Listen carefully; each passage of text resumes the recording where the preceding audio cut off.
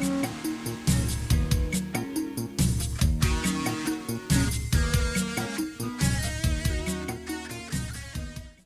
everybody, and welcome to Neuroscientists Talk Shop, UTSA's neuroscience research podcast. Today is Thursday, April 13th, 2023, and we're talking to Steve Chang, who's Associate Professor in the Departments of Psychology and Neuroscience at Yale University.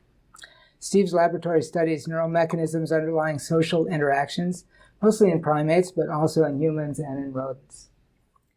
Hi, Steve. Hello, how are you? Great. It's good to have you with us. Thank you for having me. So also with us is Tony Burgos Robles, who is a regular on the podcast and is our local expert on brain mechanisms of social behavior. Hi, Tony. Hello, how are you? Great. And me, I'm Charlie Wilson. Steve, social behavior covers a lot of things, and we can't talk about all of them. They're all interesting, though. And I'm sure that we can't cover even enough. But one of the most striking things about your work, and also about Tony's, I think, is the effort to define the groups of brain structures that work together in a task, like in some kind of social behavior task. And then to go beyond just finding which are the right brain structures, which is done classically by making lesions or some equivalent thing, to trying to follow the signals that are going back and forth between them and try to figure out what they're actually doing, what their interaction consists of. And so, if possible, I would like to talk about that, at least part of the time today. And so I wonder if I could get you to start by telling us something about the brain structures that you've been studying in prosocial and antisocial decision-making, which is one of the things you've done, I guess, and how you've parsed out their interactions. Maybe it'd be good to start by saying what a prosocial and antisocial decision-making are. Yep. Before we do that. Sure. No, I think studying more than one brain region is very appropriate for complex behaviors like social behavior. And I think it's because it requires a lot of coordination from a lot of specialized structures to make it happen. And I think even tiny bit of disruption or misalignment in one of these functional domain can really throw off social behavior. So in our laboratory, we are focusing mostly on the social interaction side rather than perception of social information.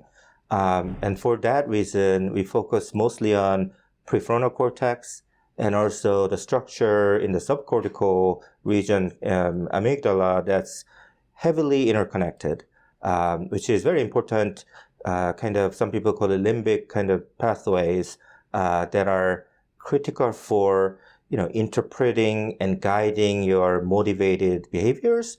And I think for making a decision to be either prosocial or antisocial, that is strongly influenced by this kind of motivation.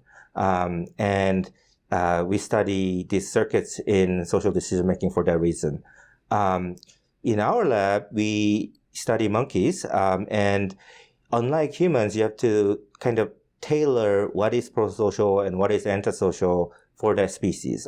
We cannot just impose our prosocial and antisocial behavior to animals because it's it doesn't make quite sense that way. You have to think about their, ecology.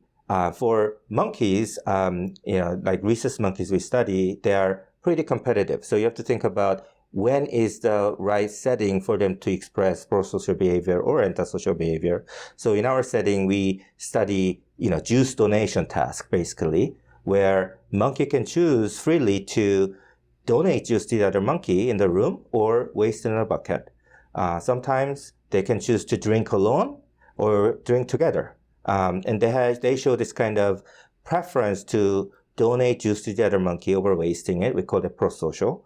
But in the other context, whether drinking alone or drinking together, because they're competitive, they actually prefer to drink alone in that setting. So we have this nice context, dependent prosocial or antisocial preference, and we can now leverage that behavior to study what's happening in the neural space that guides these decisions. Those are very interesting topics, and something that just caught my attention right away was like donating juice to another individual. I wonder if you switch it for alcohol or something, right? Like what it's gonna look like. But it's interesting that like even non-human primates, like are willing to just donate from what they have, right? Yeah. To others as a pro-social behavior. Yeah, I think it's important to think about also when they're willing to be pro-social. So what makes them different from us is, they are pro-social in certain occasions, but not all the time, like humans in general. So they are pro-social when they know they're not really losing their own rewards, own juice. So if they know I'm giving you, but I'm gonna drink less or something, then they're not gonna show that, especially rhesus monkey species. So that's why our task has this kind of component, so that you can be pro-social or antisocial in the context in which these choices would not affect your own reward outcome. So you can give or waste it, you're never gonna get it, or you can drink alone or drink together, you're always gonna get juice. I think that's, we did it that way because if you give monkeys to choose between your own reward and the other monkey's reward, especially rhesus monkeys will never give other monkeys juice. Yeah, that's very intriguing, right? Because it changes, kind of the rules of the game, right? Yeah. Because it's not like I'm losing something by giving you something. It's, like, hey, I'm obtaining this reward, but hey, just for compassion, perhaps, here's some for you. I think from a neurophysiology point of view, it's great too, because now you have two sets of trials where basically the monkey drank on both of them, and did the same task basically. Right. And now you can ask, where in the brain are neurons firing differently when the animal is donating to another animal versus when he's not? Yeah, and that's an important point because traditionally people have had hard time trying to understand how your neurons represent what happens on another individual, whether it's a good thing or bad thing, because a lot of tasks in the past, there always has been some confound with respect to what happens to you. So if, again, going back to like self and other, even if you give other the juice, it's confounded with you not getting the juice, for example. So I think, kind of first rule of social neuroscience is you want to make sure there's an unnecessary confound that's introduced when you're now thinking about two individuals. And I think that's kind of innovation of this task design that allows you to get at that kind of clean separation. So what do you find? What parts of the brain are the ones that are involved in being pro-social? Yeah, so mostly this kind of pro-social and antisocial choices, these preferences are found in neurons in the medial prefrontal cortex. So it's in the prefrontal cortex and mostly in the medial structure, where it's also often called limbic structure. And that's it's also the structure that has really heavy innervations and connections with areas like amygdala. And especially there's a structure called anterior cingulate cortex that's studied a lot in the past for emotion, flexible behavior, even executive control. And we found a specific subregion called gyrus of the anterior cingulate cortex. That area has more neurons than any other areas in the prefrontal cortex we examined that signals exclusively what happens on other monkey. So if other monkey is getting rewarded from my donation, there are specific neurons there only encoding that outcome. So those kind of clean separation is a very important computationally, because that means that signal is kind of core separated reference signal for what happens on other monkey. Is that brain regions a different one from the traditional mirror neuron areas of the brain for empathy? Yes. So mirror neurons are in monkeys. It was discovered first in rhesus monkeys. It was mostly found in the motor areas, actually. The ventral premotor cortex. In Italian nomenclature, I believe that's F7 or something. And the finding is about, when you execute an action or when you observe a similar action by someone else, the neurons signal very similarly, fire very similar degree. And that's why the term mirror came from. So it was in the motor domain. And then people have been finding some other regions that does this in the parietal cortex, also relate to sensory and motor domain. But in some recent rodent literature has also found in the ACC, the anterior cortex, fires similarly for observing other conspecific pain to your own pain in rodents. Right. So there's some overlap there. Even in monkeys, in this positive reward domain, there are neurons in the anterior cingulate gyrus that signals my reward and other monkey's reward in the exact same way. So you can call them mirroring the reward outcome.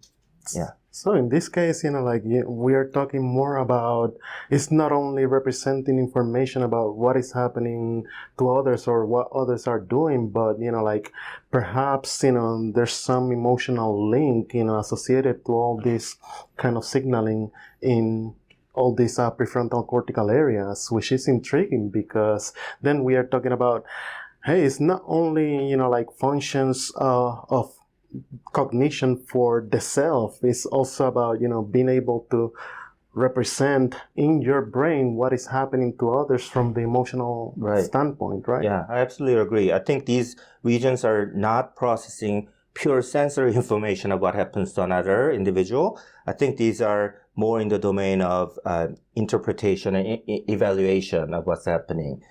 So I think these informations are more directly used to guide your learning, for example, in observation learning case, or, keep reinforcing to do the similar action that, benefits others, for example. So if I donate juice and that outcome is somehow reinforcing to me, like vicarious reward, that means, there's some reinforcing properties of that outcome. So that's why you're going to keep doing it again and again. And I think that kind of cognitive framework, I think these signals might be fitting into that. And it's highly related to emotion, I believe, because these areas are also heavily involved in emotional and affective processing as well as stress. Right. It's intriguing, like you mentioned stress because you wonder, where do all these amazing findings you're obtaining at the single neuron level from monkey studies, how are they associated to dysfunctions in social behavior, like in autism spectrum disorders and others? And just the fact that, in rodent studies, like social isolation creates stress, that already kind of, makes sense at the behavioral level that similar circuits are involved in many ways, I think. Right. So it's the same brain structure that has this sort of empathetic neurons, if I can call them that, whether the other animal is feeling pain or feeling reward. So it's not that there's like a reward social thing and a pain social thing. They're both the same. But the neurons probably are different neurons maybe in that structure, or they fire in different ways. Do you know anything about that? Yeah, so in rodent studies, people have studied a lot in anterior cingulate cortex in terms of, signaling the painful experience of others, other rodent conspecific. And also in humans, there was a famous study that, found that if you watch your romantic partner gets a little painful stimulus, your anterior cingulate activation in the scanner was similar, kind of, to when you're feeling that. So people have used this kind of pain domain to link empathy quite a bit in ACC in that region. But in terms of whether same neuron is signaling the positive outcome or negative outcome, that's a little unclear right now. But that will also answer, whether these neurons are caring about more like saliency of the outcome. If something's rewarding and something's painful, if those are both salient, it might respond similarly, or value of the outcome. In that case, what happens to other animal, or what happens, positive thing happening to other animal, negative thing happening, you might see a graded response. So one evidence that we have from these structures is that when you look at this reward outcome signal, like vicarious reward outcome signal, as a function of value, like how big of the juice did you donate versus smaller. It's kind of tuned. Many neurons show tuning that some neurons fire more if the other monkey gets more juice, or fire less if the monkey gets less juice. Whereas other neurons show the opposite tuning. Some neurons fire less for bigger, fire more for smaller. So in that case, it's possible, the neuron might track what happens to others, whether it's positive or negative, by activity firing rate. So that's all of that in a way seems like a way of detecting what's happening to the other, to your conspecific. But in the case of the decision making, there's actually an act. Like the monkey not only knows what it's going to mean to the other monkey, but is also acting on it. So is that action, is the decision and action being generated there, or are those neurons just informing some other structure that's going to make that? I think that's a really, really important question. So when we looked at some brain regions in this task, we recorded both from the amygdala neurons and the anterocingulate cortex neurons, and we studied how these neural populations are interacting. And we found a very specific enhancement of coordination, and we use something called spike field coherence that's enhanced when monkeys are expressing prosocial preference, like giving juice to the other, but then it was suppressed when monkeys are expressing antisocial preference, like withholding juice from another. And what's funny is that the separation of this prosocial versus antisocial dependent separation of coordination was very specific to only when monkeys are choosing that option. So when we give animals the exact same reward outcome to the another animal, but if the experimenters chose for them, right? So we call that forced choice, then this separation doesn't happen anymore. So that tells us that motivation or component maybe, or the true ways of saying preference is important for these structures to talk in a certain way to signal prosocial outcome or the antisocial outcome. Having said that, the final, action generation is probably downstream of this. These are not really motor structures, but I think probably these pathways support kind of intermediate stage that informs which output is desired. But if there's a signal that is specific to the decision, then it seems to me the decision has been made. Decision. Yeah, I mean, that's a good way to put it. So if decision has been made, but it's not the area that controls eye movement or controls your hand movement to choose. So I think, the downstream regions will read out that certain types of choice is more preferable. Then that will inform the, let's say, eye movement structure to make certain choice by looking at it. Yeah, and I guess I didn't pay attention to the time scales in your graphs. I don't know if it was milliseconds or seconds, right? But we were basically talking this morning about this kind of ideas that, medial prefrontal cortical areas are processing a whole lot of information, most likely multidimensional information, right? That doesn't only mean reward, or it doesn't only mean, somebody else got the reward, but it means, a lot more.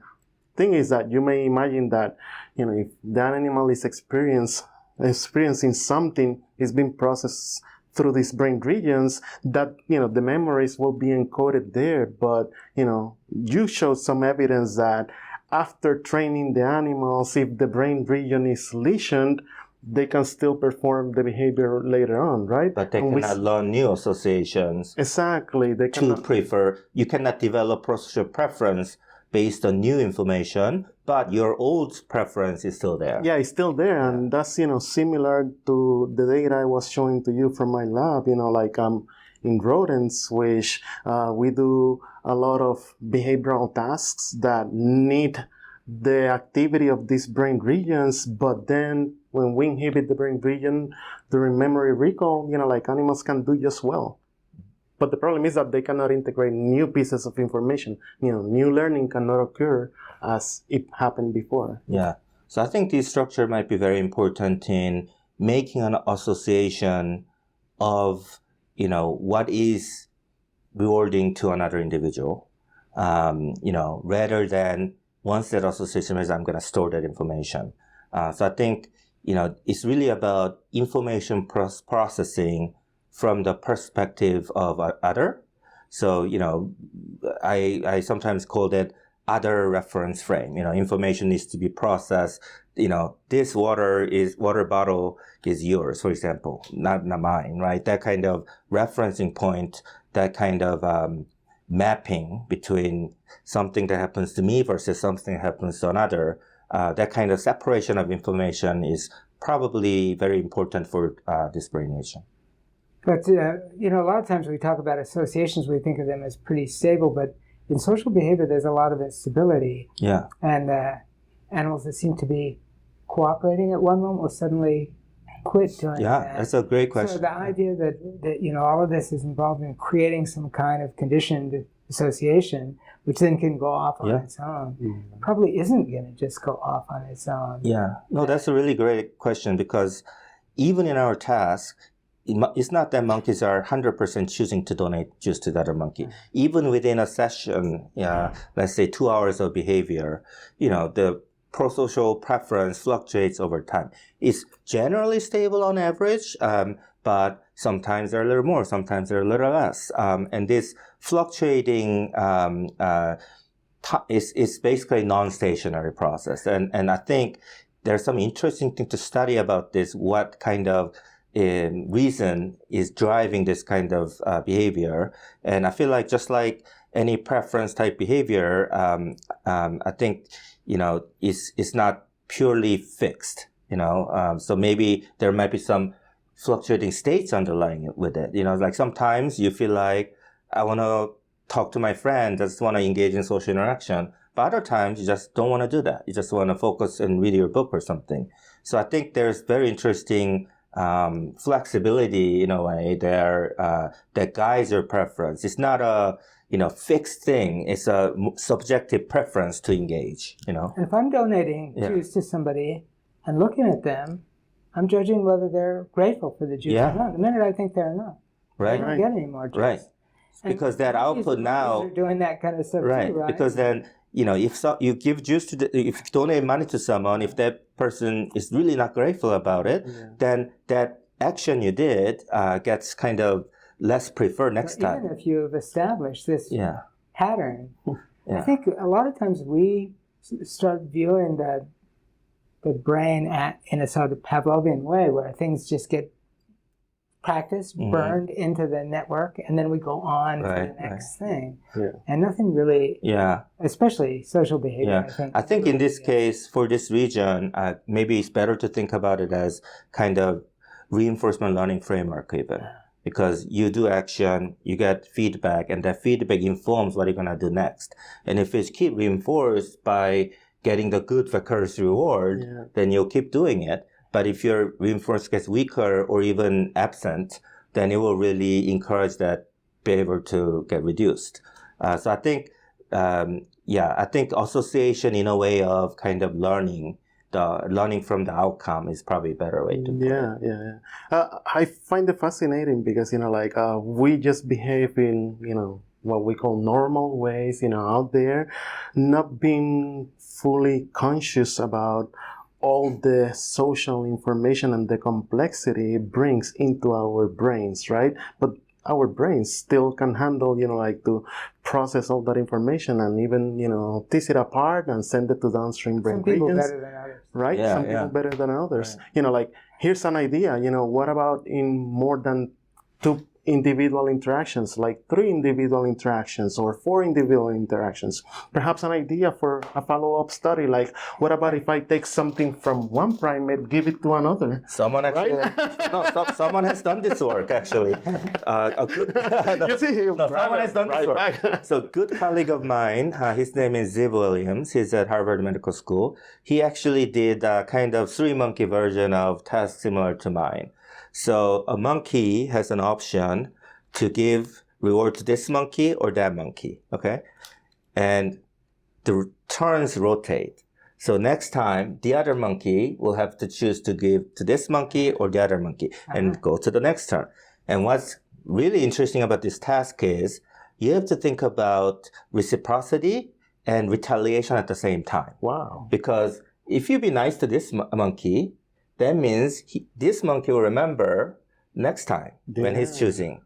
But, if this monkey too, if this want to reciprocate with me, but then this monkey creates potential retaliation opportunity for the third monkey. So it gets very interesting like this. But one thing our brain, especially primate brain, has been really good at is processing lots of social information. I think part of the reason is our brain evolved really strongly to deal with complexity in social situations, like due to group size and social complexity. Right. So, when primates emerged, the group size became a lot bigger. So all of a sudden, you have to track really multiple individuals in more complex way, not just dyadic relations, but also where you stand relative to all the others. Right. And because they are living in larger groups, like more advanced primate species, so I think that the brain might have been really prioritized to process social information, and that's actually one of the main reasons behind why our lab studies social functions.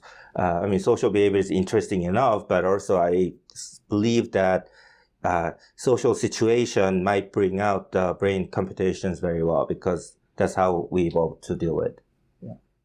Very intriguing. Another part of the brain that you study is the amygdala and the basolateral amygdala, and it appears in everything. I don't know how many times a year I hear about the basolateral amygdala in all different contexts. Most of them have to do with some kind of learning, and very often fear learning. Mm-hmm. So does it make sense that, obviously there's some fear associated with social interactions, but do you think the amygdala's job is broader than that, or what is that? Yeah. That's a great question. Keep showing up? So I think many people now agree that amygdala is not a fear center, but fear is just a great stimuli for amygdala, because I think the main function of the amygdala is processing what's really behaviorally important to you, right? High behavioral relevance, high behavioral salience kind of information, and encode that kind of, information into motivational value and things like that. So I think fear is such a powerful stimuli, that works really well at engaging amygdala, rather than amygdala is dedicated for fear processing. It goes back to, many decades ago. If you look into the textbooks of learning and memory, you see the amygdala as the great modulator of memory formation. Even hippocampal dependent object recognition tasks that you would imagine don't involve the amygdala at all, but the amygdala is well connected with the stress circuit as well, right? And if you trigger some stress, that will activate the amygdala, and the amygdala can modulate any kind of behavior, even when you may imagine it's not important, right? Yeah. So, the earliest thing I ever heard about the amygdala, which goes back probably a little bit before Tony's first hearing about it, was a study in which amygdalar lesions on a dominant monkey caused the monkey to give up dominance and to become a subordinate. Yeah, this is a Rosefold paper from 1950 something. Yeah. That's a very interesting paper. It actually has the best figure illustration ever I've seen. They have a cartoon of all these monkey characters and how they fall down the rank. And but that seems very strongly connected with your amygdala. Yeah. Amygdala in your study. And you can imagine that, if you don't process social information correctly, and then you will likely no longer be the dominant animal. So, even in human society, the dominant person or the CEO or boss, they have to be really tuned into what other people are wanting and things like that. If they completely ignore, then there'll be a riot. I think it's actually a very stressful position as well. In monkeys, people have studied the dominant the alpha male is actually really stressed all the time in terms of their cortisol level and things like that. So I think I think amygdala is very important for processing social information from the right moment and sources. Another good example of this is coming from famous amygdala lesion patient, SM, who could not recognize fearful faces well or threatening faces well.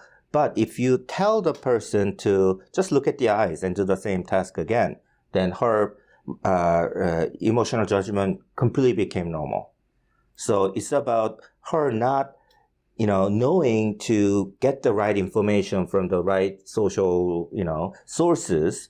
So that really speaks to the importance of amygdala, not only in kind of emotional detection kind of thing, but really about social information, where to seek the information. Right. Yeah, that's a very interesting study. Yeah, it's very interesting. It dates back to even, like when amygdala lesions were performing monkeys and what they call the clever busy syndrome. Yeah. So it's amazing, that all these systems are hooked up the way they are to process all this very complex information and make sense of it, right? Even, again, with us being 100% fully conscious about, what we just have learned or understood from just processing social information. Yeah. And amygdala is also interesting in terms of, since you mentioned unconsciously processing things, the latency of amygdala neurons firing to, let's say, strong, important stimulus can be amazingly fast. It can bypass going through the brain, cortex. There's a, direct highway basically through the thalamus to amygdala that can give you like 2 millisecond, delay in firing to the time of really fearful tone or something. Yeah. So that already says certain low-res information can come really fast. Just like fearful faces or scary thing, you don't need high-resolution information to process that.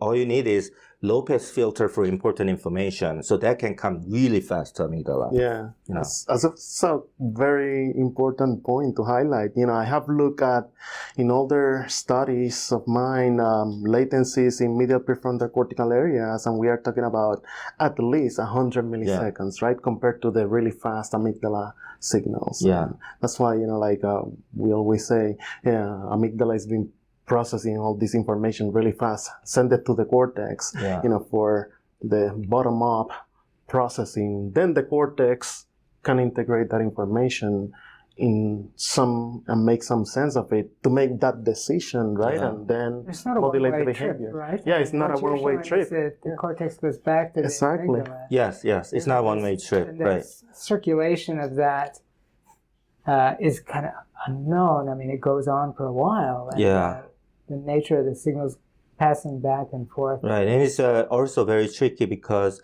when you talk about these areas, prefrontal cortex and amygdala, it's very unclear what is top and what is down, if you think about top-down, because those concepts are really coming from the visual to motor system where there's a, clear hierarchy in sequence so that, the bottom up or top down kind of thing made a lot of sense. But once you involve prefrontal cortex and subcortical areas, it becomes really complicated. Who's the boss, basically? Who's the leading?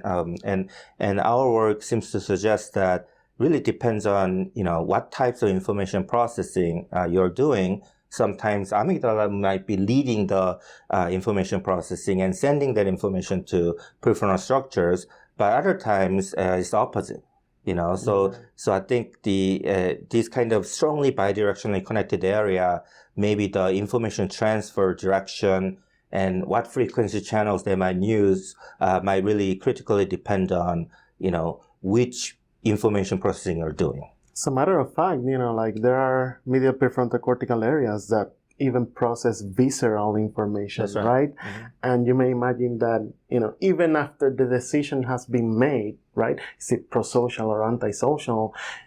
even the feedback information is being processed constantly, like getting a constant or continuous monitoring of the entire situation in an online manner, right? Decision isn't just one thing. Exactly. You get stretched out. Yeah. Well, thank you. Thank you very much, Steve. Really appreciate you joining us. Thank you for having us. Tony? Yeah, and thank you for accepting the invitation and talking to the students today. And Yeah, I had an amazing time meeting with students, meeting with other faculty, giving a talk. You guys have a wonderful environment here. Thank you. Well, this has been Neuroscientists Talk Shop.